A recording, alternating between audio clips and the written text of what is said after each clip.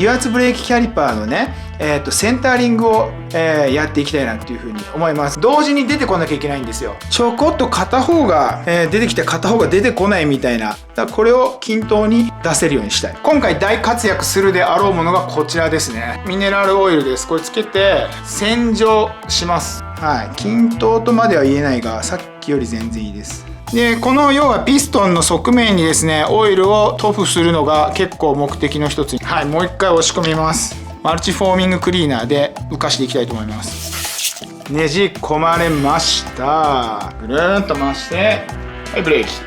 完璧。はい。